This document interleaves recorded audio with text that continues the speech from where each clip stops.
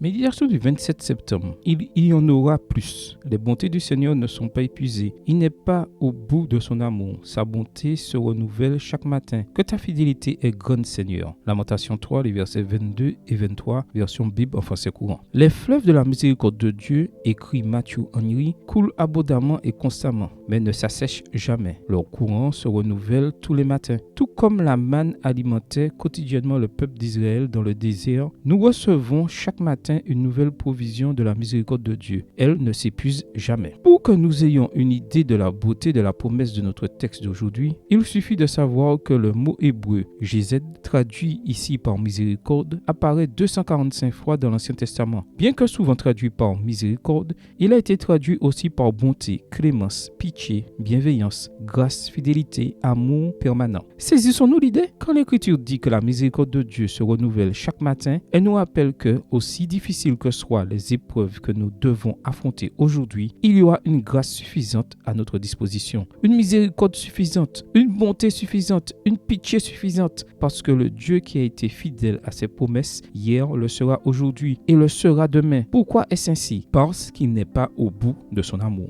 Il y a peu, j'ai lu un récit de H.M.S. Richards qui illustrait bien ce que nous voulons dire. Richards raconte que dans une congrégation dont le pasteur était Rowland Hill, il y avait un homme très pauvre et un autre très riche. Un jour, le riche donna une somme d'argent importante au pasteur pour qu'il la remette au pauvre, de la manière qui lui paraîtrait la plus appropriée. Il pouvait lui donner tout l'argent en une seule fois ou en plusieurs fois. Le pasteur préféra la seconde méthode.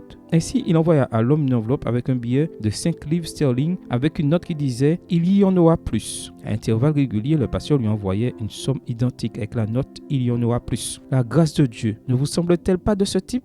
Nous avons reçu une partie en abondance hier, mais aujourd'hui, il y aura une nouvelle provision et pour demain, il y en aura plus. Ellen White écrit avec raison que la source de grâce coule toujours, elle est intarissable. Extrait du livre God's Amazing Grace, la merveilleuse grâce de Dieu, 26 avril, page 124. Qu'est-ce que cela signifie en pratique? Eh bien, si, par exemple, dans le passé, vous avez connu la joie de la paix de Dieu, aujourd'hui, il y en aura plus. Si vous avez joui de son pardon, aujourd'hui, il y en aura plus. Si vous avez joui de sa communion, aujourd'hui, il y en aura plus. Prière. Père, mon cœur te loue aujourd'hui parce que ta miséricorde ne s'épuise jamais et se renouvelle chaque matin. Bonne journée à vous et que le Seigneur vous bénisse.